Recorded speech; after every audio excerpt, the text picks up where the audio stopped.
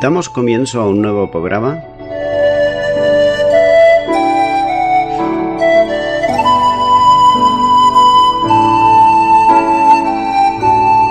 Servidores de Dios. Quien te habla es Manuel Cornejo.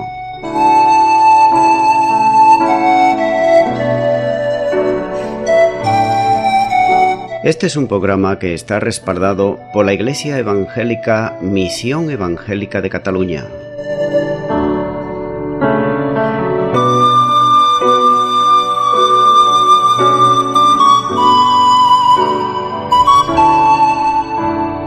Estamos situados en la ciudad de Sabadell, en la avenida Matadepera número 239.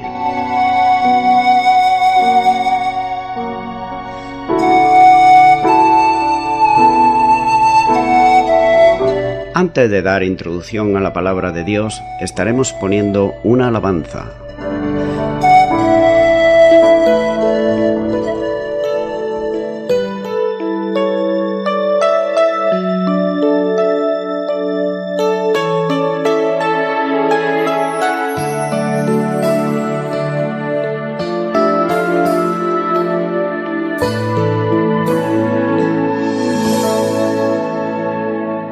En cada milagro, tu fuerza sagrada me impulsa a vivir, me hace sentir que no hay horizonte imposible. En cada silencio puedo escucharte, siento latir tu voz. Y el sol está allí, brillando en mí, anunciando mi fe para ti. Eres todo, mi única guía y mi luz, lo eres todo. Mi alma renace en tu cruz, con tu amor puedo ver que dar es el único modo de amar. Eres todo y con tu amor puedo más, lo eres todo, mi bendición, mi verdad. Solo en tu paz descubro el camino del alma. Bajo el rocío las flores despiertan y viaja tu amor en cada semilla, llevando mensajes al viento. Si estoy a tu lado, a cada paso se abre mi corazón y en cada siento tu aliento, dictando el camino hacia Dios. Eres todo, mi única guía y mi luz. Eres todo, mi alma renace en tu cruz. Con tu amor puedo ver que de tu mano la vida es mejor. Eres todo y por tu amor puedo más, lo eres todo, mi bendición, mi verdad. Solo en tu fe puedo hallar el camino hacia Dios. Y abrazaré tu pasión para siempre, porque tú salva mis días, mi remedio en el dolor, mi alegría. Eres todo, mi única guía y mi luz. Eres todo, mi alma renace en tu cruz, con tu amor puedo ver que dar es el único modo de amarte. Oh,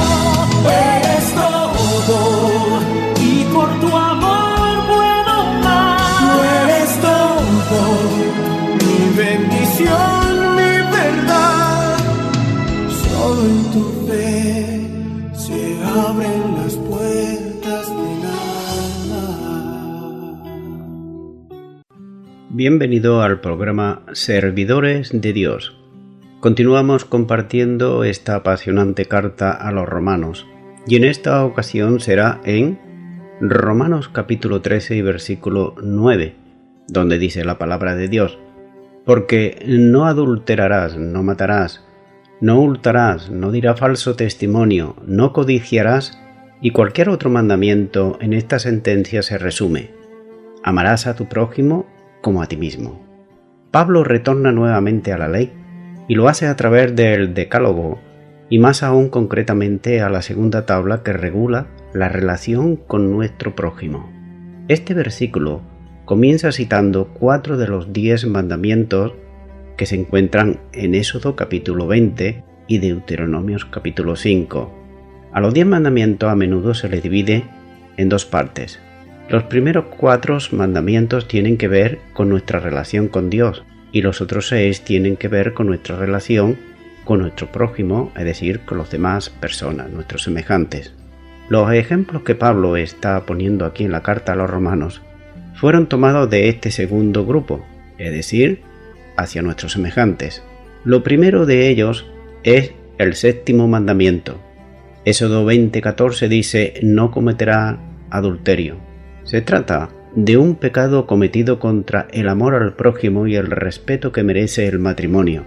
El adulterio es relacionarse ilícitamente con la mujer de otro o con el esposo de otra. Esto es una grave ofensa contra el prójimo, es decir, contra la persona que es engañada y traicionada dentro del matrimonio. Y lo mismo también lo es en contra de Dios mismo, ya que esa relación ilícita está quebrantando el juramento de fidelidad hecha al contraer el matrimonio que un día hicieron en guardarse fidelidad tanto el esposo como la esposa. Por tanto, el adulterio es un pecado grave, que siempre va a dejar huellas en la persona adúltero o adúltera, aunque sean perdonados. Por tanto, quienes cometen adulterio, sean hombres o sean mujeres, están demostrando algo, y es que nada de amor tenían hacia su cónyuge, absolutamente nada. Aunque parte de la sociedad actual, vemos por otro lado que el adulterio no le da ninguna importancia. Es más, casi hasta lo ven hasta gracioso, y hasta se ríen muchas veces, y hasta muchos hombres se hacen como que son más hombres por ser adúlteros, y otras mujeres se suelen pasar como que son más sabias por ser adúlteras.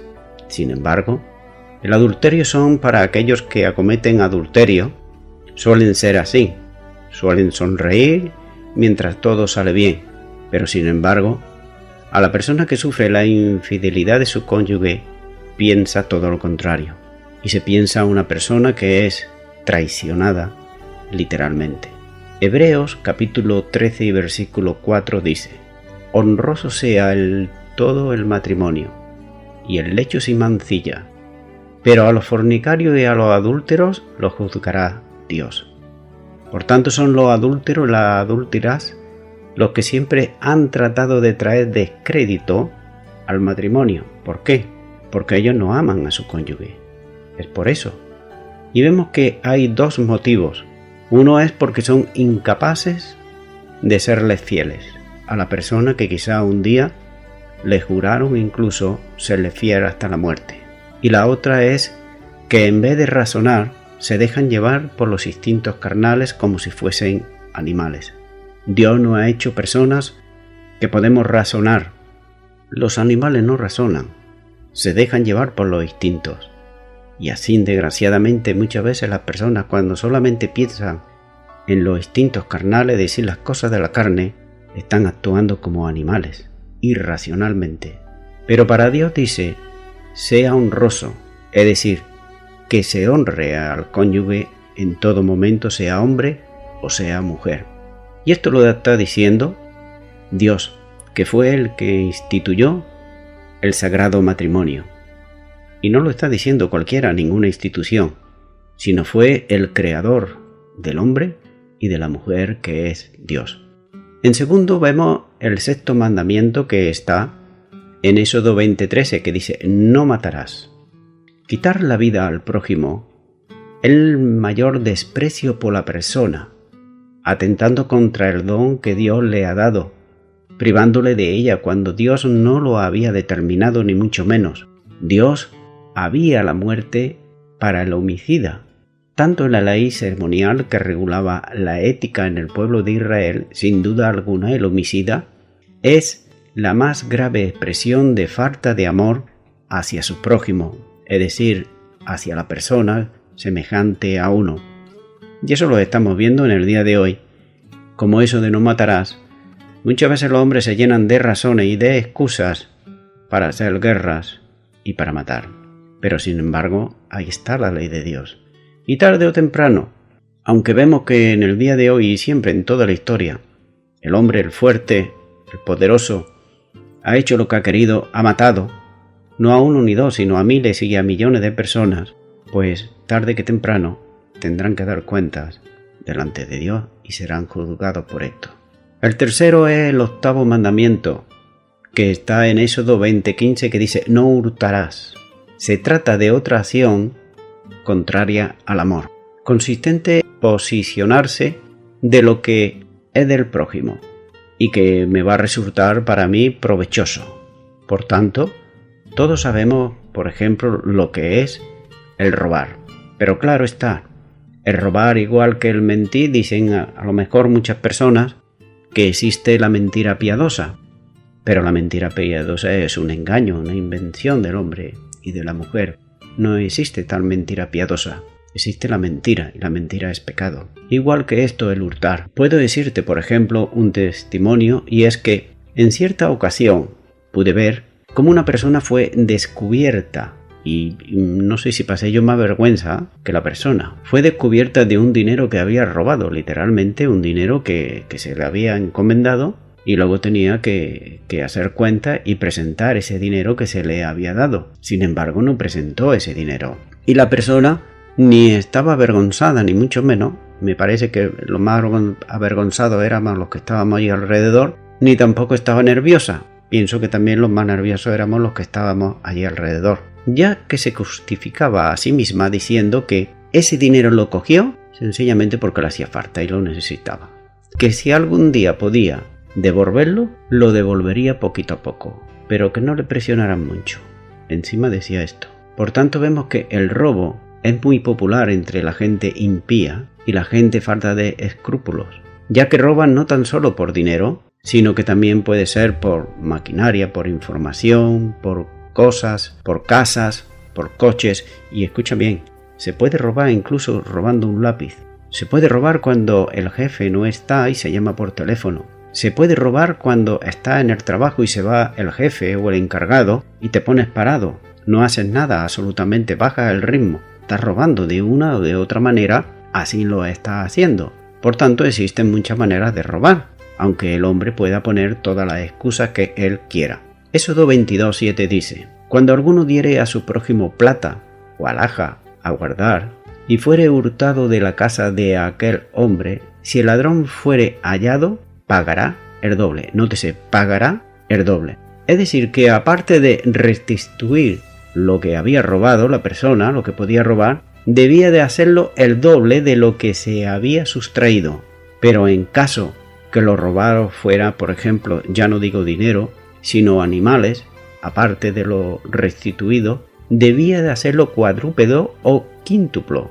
Vemos, por ejemplo, en Éxodo 22:1, donde dice: cuando alguno hurtare buey o oveja, y lo degollare o vendiere, por aquel buey pagará 5 bueyes, y por aquella oveja 4 ovejas. Si el ladrón fuere hallado forzando una casa, y fuere herido y muriere, el que lo hirió no será culpado de muerte. Pero si fuere de día, el autor de la muerte será reo de homicidio. El ladrón hará completa restitución. Si no tuviere con qué, será vendido por su hurto. Si fuere hallado con el hurto en la mano, vivo, sea buey o asno o oveja, pagará el doble. También vemos que si el ladrón no podía restituir lo robado, podía ser, como he estado leyendo, podía ser llevado como esclavo para resolver así esa deuda, donde dice el versículo 3, el ladrón hará completa restitución. Si no tuviere con qué, será vendido por su hurto. En cuanto al lugar mencionado, el 10º mandamiento, que nos habla de Éxodo 20:17, donde dice: no codiciarás la casa de tu prójimo, no codiciarás la mujer de tu prójimo, ni su siervo, ni su criada, ni su buey, ni su asno, ni cosa alguna de tu prójimo. Aquí menciona varias veces y siempre lo hace a su prójimo. Este mandato prohíbe por Dios el deseo egoísta por las posesiones ajenas o los vínculos contraídos por el prójimo, y pueden ser tantas las cosas que el hombre puede codiciar,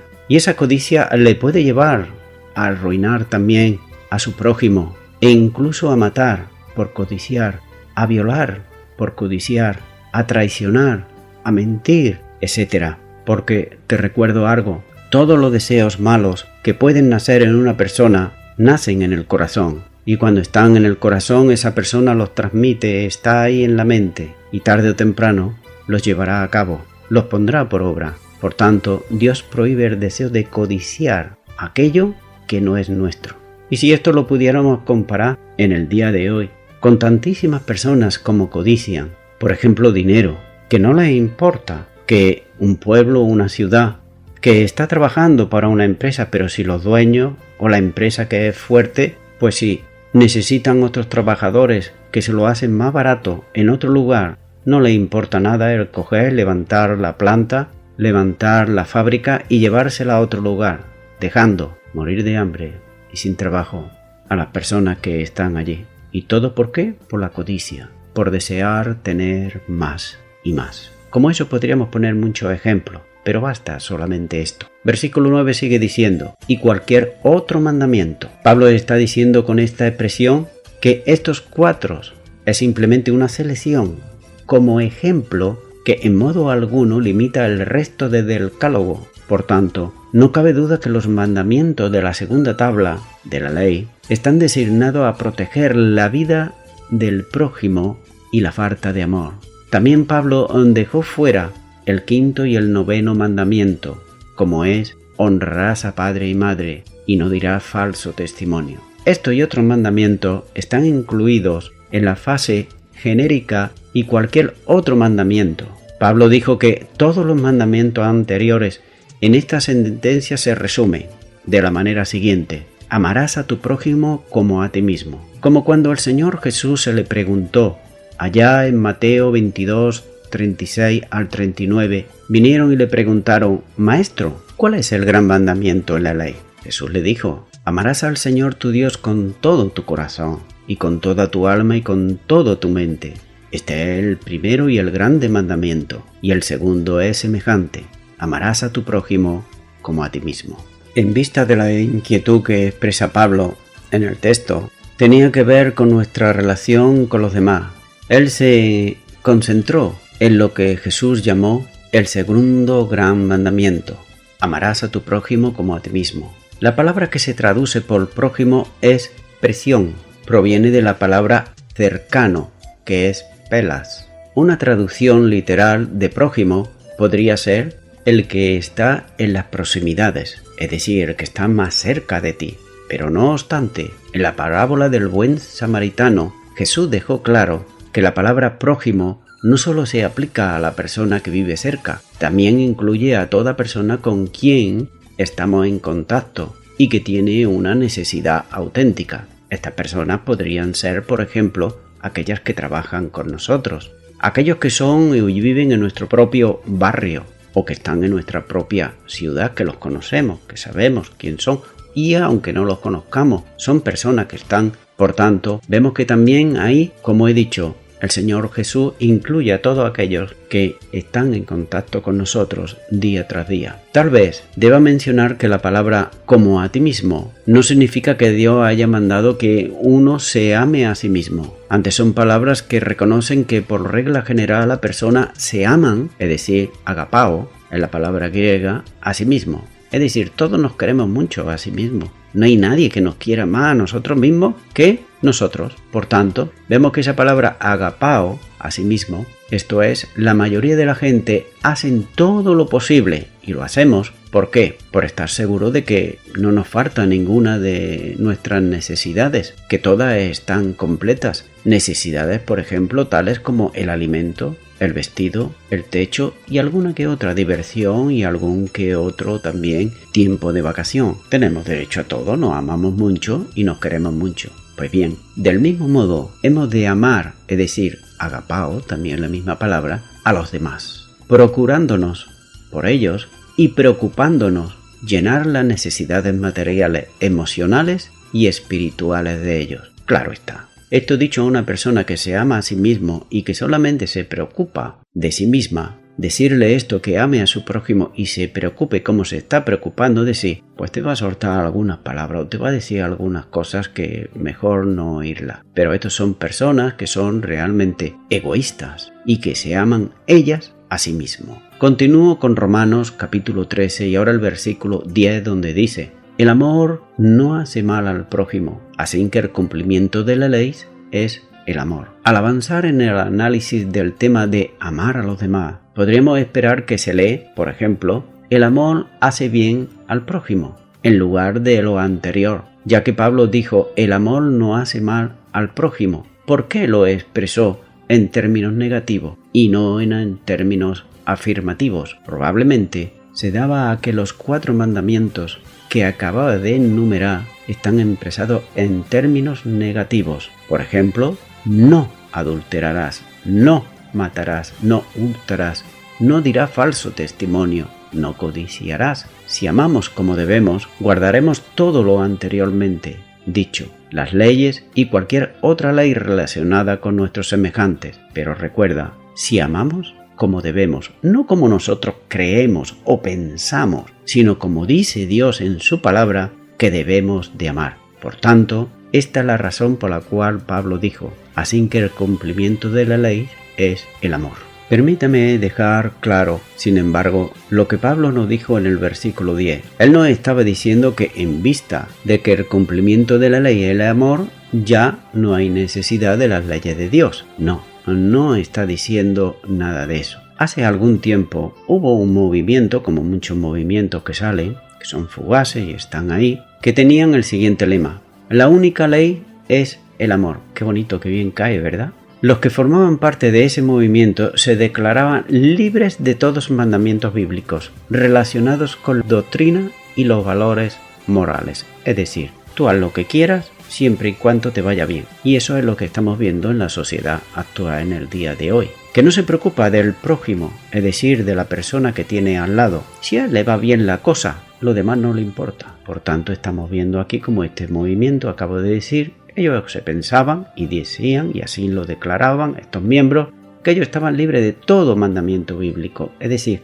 que no obedecen a Dios absolutamente para nada, ni quieren saber nada. En cuanto a los valores morales, pues hacían sus propios valores. Y todos sabemos cuando el hombre se descarría y el hombre se aparta de Dios, ¿a dónde le lleva? Pues le lleva simplemente, al cabo del tiempo, y no mucho tiempo, al volverse como si fuesen animales, simplemente. Por tanto, lo digo una vez más, y lo repito una vez más, el propósito de Pablo no era deshacer de toda la ley dada por Dios. Tal conclusión estaría anulando mucho de lo que Pablo dijo en Romanos capítulo 12 al capítulo 16. Hay un escritor, un tal John Scott, que dice que el amor no puede administrarse por sí mismo, sin un estándar moral objetivo. Esta es la razón por la que Pablo escribió no que el fin de la ley es el amor, sino que el cumplimiento de la ley es el amor, que es muy distinto. Pues el amor y la ley se necesitan el uno al otro. El amor necesita de la ley para su dirección, mientras que la ley necesita del amor para su inspiración. ¿Estaba diciendo Pablo que ya no necesitamos las leyes de Dios, tal como se encuentra en el Nuevo Testamento? Si no es así, ¿qué estaba diciendo? Como ya se propuso, estaba diciendo que el amor no nos motivaba a guardar o a cumplir los mandamientos enumerados en el versículo 9, y como decía este movimiento que salió, por ejemplo, el hombre que ama a su esposa es fiel a ella. Si alguien ama a su hermano, no le hará ningún daño y por supuesto que no lo va a asesinar. El que ama a los demás no robará de ellos, pero sí en cambio se alegrará cuando le suceden cosas buenas a las demás personas y no codiciará aquello que tiene. También permítame proponer que Dios dio leyes a las gentes para enseñarle cómo una persona amorosa se comporta para con Dios y para con los demás. Por lo tanto, cuando una persona aprende a amar, está cumpliendo el propósito vital de la ley de Dios. ¿Qué debemos de hacer entonces mientras viene el Señor? Pues debemos de aprender a ser personas amorosas y compasivas. Romanos capítulo 13, los versículos 11 al 14. Voy a estar compartiendo los motivos para el cumplimiento de las obligaciones que hay aquí en estos versículos para acabar ya el capítulo. Pero vemos que la exhortación tiene desde aquí hasta el final del capítulo una proyección escatológica que algunos consideran como si se tratase de un himno de la iglesia primitiva o una forma de liturgia que pudiera tener relación con las ordenanzas del bautismo. Sin embargo, no es necesario aventurar tal suposición, que no tiene otro fundamento, ni mucho menos. Por tanto, vamos a empezar con el versículo 11 de Romanos capítulo 13, donde dice: «Y esto conociendo el tiempo que es ya hora de levantaros del sueño, porque ahora está más cerca de nosotros nuestra salvación que cuando creímos». Dice que es ya hora de levantaros del sueño. Pablo está usando una analogía de un padre que levanta a un hijo y luego le da instrucciones para el día. La sesión comienza con las siguientes palabras: «y esto conociendo el tiempo». La palabra tiempo se traduce en griego como kairos, que significa un periodo fijo o definitivo, es decir, una época. En algunas traducciones se puede leer, por ejemplo, como época. Los comentaristas tratan de identificar un tiempo y también una hora específicamente, pero las especulaciones varían desde el tiempo de la persecución que hizo Nerón de los cristianos hasta el tiempo de la destrucción de Jerusalén y el templo. Tal vez la redacción sea deliberadamente vaga, como el fin de que las palabras sean tan apropiadas hoy como lo fueron en los tiempos de Pablo. En realidad, con estar espiritualmente despiertos, no podemos despertarnos más prontamente, y es que no se nos ocurre despertarnos ni un segundo tampoco más tarde. Por tanto, dice la hora de levantaros. Es siempre ahora, es siempre el momento. Sabemos que antes, cuando estábamos en el mundo y teníamos algún vicio, como por ejemplo el tabaco, estábamos siempre dispuestos a decir sí, lo voy a dejar, pero lo voy a dejar mañana. Y siempre estábamos diciendo mañana. Y nunca lo dejamos. Quien dice el tabaco puede ser una manera de hablar, o quizá el alcohol, o puede ser otra cosa. Pero cuando venimos a Cristo Jesús sabemos que el mañana no es, que es el momento. Por tanto, siempre es hora. Me imagino a un padre aquí hablando cuando lo está haciendo Pablo, un padre sacudiendo la cama de un hijo soñoliento a la vez que le dice a gran voz: «Llegó la hora de levantarte». Recuerdo hace ya muchos años que estaba trabajando con unos compañeros de trabajo en una casa y vivían allí. Y el hijo de los dueños de la casa era un joven y que tenía que ir cada día a trabajar. Y mi sorpresa fue que ya el primer día, cuando llegué, vi a la madre que abría todas las ventanas, incluyendo la del hijo que estaba durmiendo. La madre empezó a llamarlo dando grandes voces, el hijo como si tal cosa. Luego la madre le quitó la ropa de la cama, el hijo como si tal cosa. Luego la madre empezó medio a llorar, a decir que le iba a dar un disgusto, que lo iban a echar del trabajo, que siempre llegaba tarde, etcétera, etcétera. El hijo como si tal cosa. Luego ya la madre, en un estado de nervios, pues se fue, lo cogió de un pie y tiraba de él para que se levantara. Y muy tranquilamente, al cabo de un tiempo, empezó a levantarse. Pero esto no era solamente un día, sino que esto lo hacía, se ve, como dijo la madre más tarde, era cada día. Y decía: cada día me llevo este disgusto tan grande. Cada día llega tarde al trabajo, hasta el día que lo despida. Luego el joven, hablando, era, como se suele decir, una buena persona, es decir, que hablaba, saludaba, una persona educada. Pero al tiempo de levantarse, ¿quién era el que lo levantaba? Por eso aquí Pablo está hablando y está diciendo eso, como si fuese el padre, le está diciendo: es hora ya de levantarte, levántate ya, Por eso Pablo siguió en el versículo 11 diciendo: porque ahora está más cerca de nosotros nuestra salvación que cuando creímos. Ahora bien, tú fíjate aquí que dices, bueno, entonces, ¿qué es que Pablo no era salvo? ¿Cómo es que está diciendo ahora que ahora está más cerca nuestra salvación que cuando creímos? Bueno, vamos a ver, porque puede haber aquí alguna confusión. Como se hizo notar en la introducción, la palabra salvación de este versículo se refiere a nuestra salvación final en el cielo. Te recuerdo que el tiempo del cristiano, cuando aceptamos a Jesucristo, se compone de tres partes. Una es de santificación, otra es de santidad y otra es también de glorificación. Está la última, la final. Es decir, cuando recibiremos nuestra salvación. Y es lo que está diciendo aquí también, Primera de Pedro 1:5, donde dice: que sois guardados por el poder de Dios, mediante la fe, para alcanzar la salvación que está preparada para ser manifestada en el tiempo postrero. En vista de que recibimos esta salvación cuando el Señor vuelva, Hebreos 9:28 dice asimismo: así también Cristo fue ofrecido una sola vez para llevar los pecados de muchos, y aparecerá por segunda vez sin relación con el pecado, para salvar a los que le esperan. Por tanto, ella está aún más cerca de nosotros que cuando creímos. Es decir, esa clase de salvación, que cuando creímos se refiere al momento de cuando nosotros nos hicimos cristianos. En vista de que nosotros seguimos creyendo, algunas traducciones añaden la palabra primero, que cuando primero creímos, es como lo dice por ejemplo la Nueva Versión Internacional.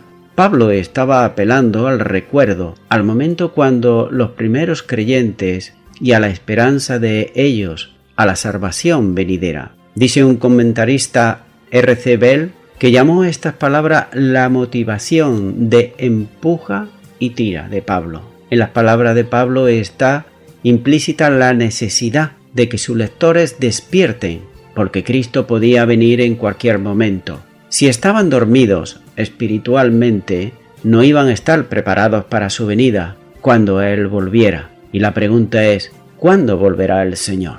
Marcos capítulo 13 y versículo 32 dice: pero de aquel día y de la hora nadie sabe, ni aun los ángeles que están en los cielos, ni el Hijo, sino el Padre. Pablo no sabía el momento exacto, pero sí sabía esto: la hora estaba más cerca que cuando sus lectores fueron bautizados, es decir, cuando creyeron a Cristo Jesús y lo recibieron como Señor y Salvador.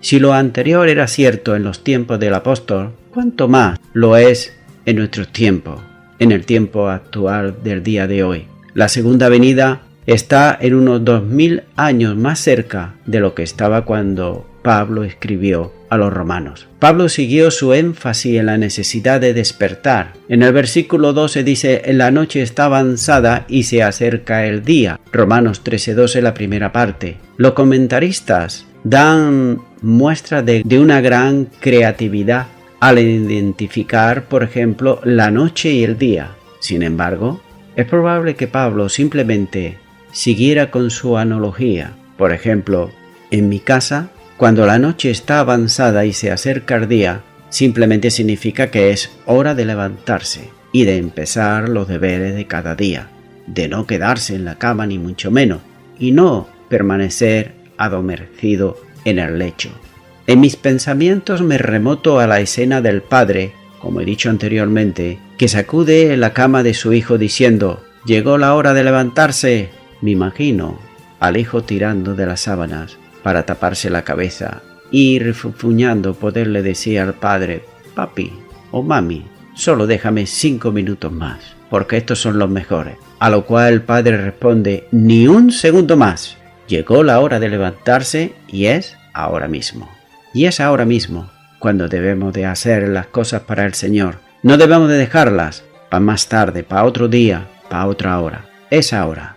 Voy concluyendo con esto. Las palabras no adulterarás, no matarás, no hurtarás, no dirás falso testimonio y no codiciarás. En los tiempos actuales el hombre y la mujer siguen tratando de justificarse cuando cometen alguna de estas cosas que acabo de citar anteriormente en contra de su prójimo, y naturalmente a favor suyo. Podría pasarme varias horas exponiendo la gran cantidad de excusas que dicen para hacer algo que su prójimo tal vez nunca esperaba de ellos. Llega un momento en la sociedad cuando se alejan de Dios y su palabra, la palabra de Dios, la Biblia, cuando dice: no adulterarás, no matarás, no hurtarás, no dirás falso testimonio, no codiciarás, no lo ven como algo malo hacia su prójimo y hacia Dios, sino que lo pueden aceptar como algo ya normal en sus vidas.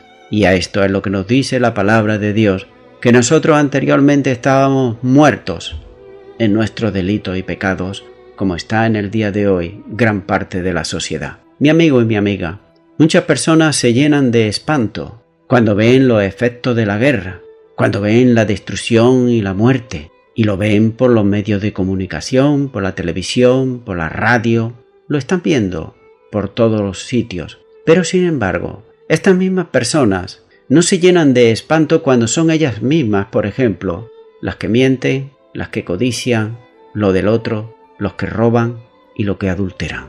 Por tanto, mi amigo, mi amiga, si tú eres una de estas personas, déjame decirte que tú necesitas el perdón de Dios. Pero antes es necesario que tú te arrepientas de tus pecados y aceptes a Jesucristo como el Señor y el Salvador de tu vida. Mira lo que dice la palabra de Dios. Aquí en la carta a los Romanos capítulo 5 y versículo 1 dice: justificados pues por la fe, tenemos paz para con Dios por medio de nuestro Señor Jesucristo. Es por medio de nuestro Señor Jesucristo que Él murió en la cruz del Calvario y lo dio para darnos salvación y vida eterna. Pero nosotros debemos primeramente de invitarle a que venga a nuestro corazón y recibirle como Señor y Salvador. Si tú quieres hacerlo ahora, pues yo te invito a que tú lo hagas libremente. Ahí a donde tú estés, ora, repite conmigo y di: Señor Jesús, te pido perdón por todos mis pecados. Yo sé que he sido una persona que he adulterado, he robado, he codiciado y tantas cosas que tú sabes. Yo te pido perdón y me arrepiento de todas ellas y te recibo a partir de hoy, de este momento, como mi Señor y mi Salvador. Gracias te doy en el nombre de Jesús. Amén. Pues muy bien, amigo y amiga, si tú has recibido ahora a Jesucristo en tu corazón como Señor y Salvador, pues tú tienes que empezar a ser una persona diferente. Pero esto no se logra por tu propio esfuerzo, sino que se logra a través del nuevo nacimiento.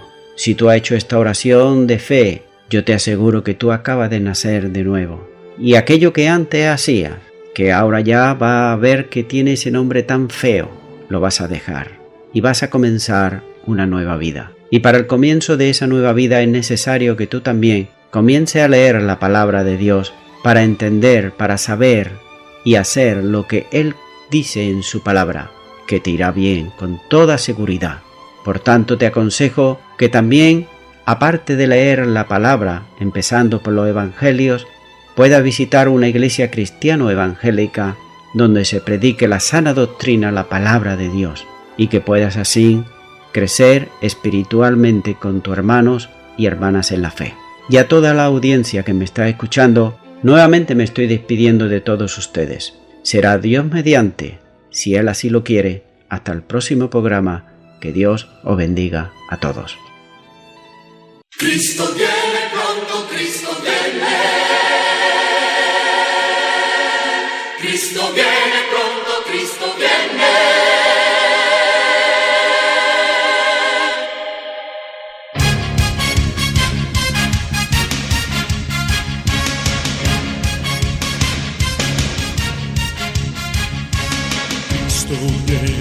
Esto es cierto,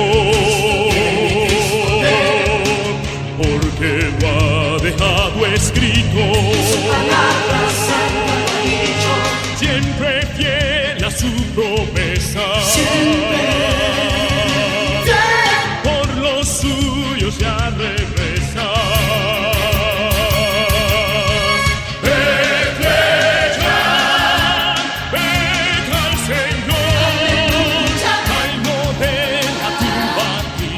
De inmortalidad los tristes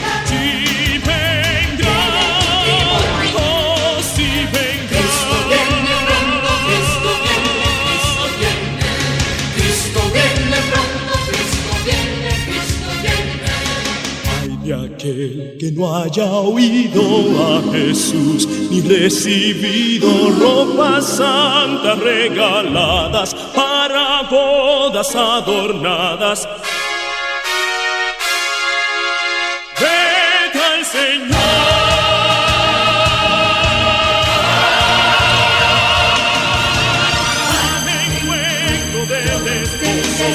Es el día más dichoso.